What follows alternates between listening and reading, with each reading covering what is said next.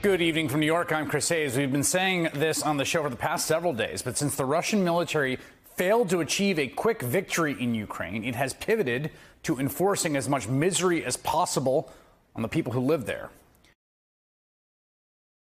It destroyed a children's hospital and maternity ward in the southern Ukrainian city of Mariupol.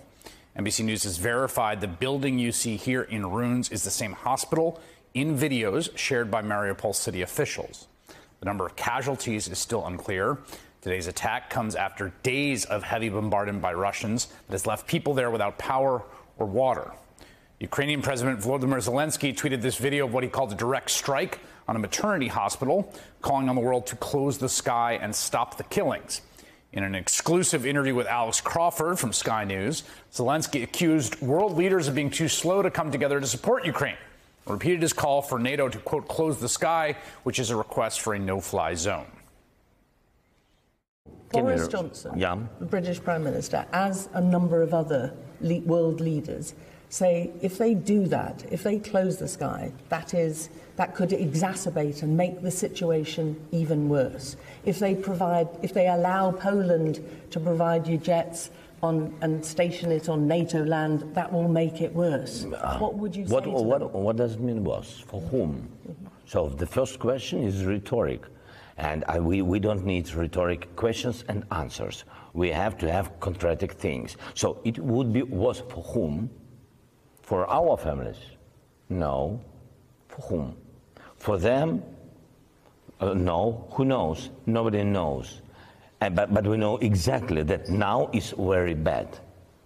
And in future, it will be too late.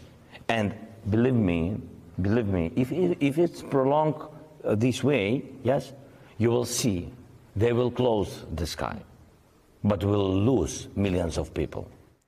Of course, closing the sky would require U.S. or NATO willing to shoot down or fire on Russian jets in Ukrainian airspace, which would be a hot war between two nuclear powers, something that the Biden administration and much of NATO very much wants to avoid for very obvious reasons.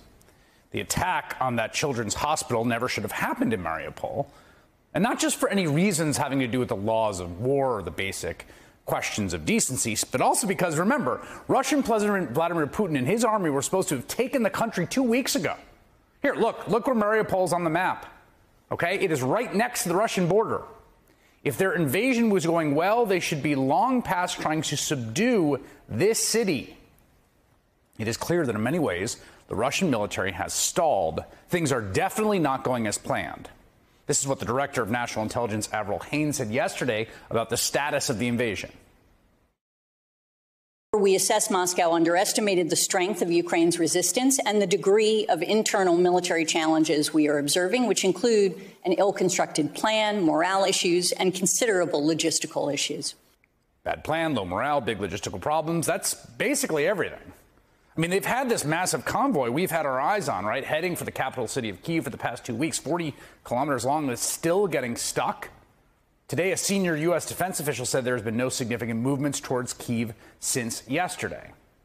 The official said the Ukrainian air defense system remains effective and viable, and Russia has not gained superiority over the whole country, despite Russia having the second largest air force in the world. New York Times reports Ukraine has shot down military transport planes carrying Russian paratroopers, downed helicopters, blown holes in Russia's convoys using American anti-tank missiles, and armed drones supplied by Turkey.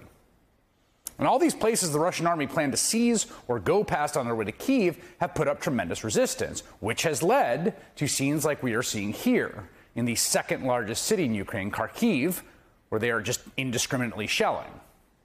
And that's the one thing that is working, I guess, if you could call it that, for the Russians. Missiles and artillery they can lob into civilian areas. But while awful in its human impact, it is not clear it's even achieving any tactical objectives. This is what U.S. Secretary of State Antony Blinken said today about Putin's onslaught. He has a clear plan right now to brutalize Ukraine, but to what end? Because when it comes to an end game, the big question in the first instance is what is his end game? We saw the failures of the initial military plan to quickly subjugate the country. That's failed. So he's now turning to a strategy of laying waste to the population centers, to the country. It has been 2 weeks. The world has changed in those 2 weeks due to this aggression invasion by Russia. The big question now is, what happens? Where are we? Are the Russians just behind schedule? Or have they performed so poorly? Have their logistics gotten so screwed up? Have the weapons flowing from NATO and other European allies been so effective? Has the Ukrainian resistance been so strong? The Russians are not actually winning this war or going to.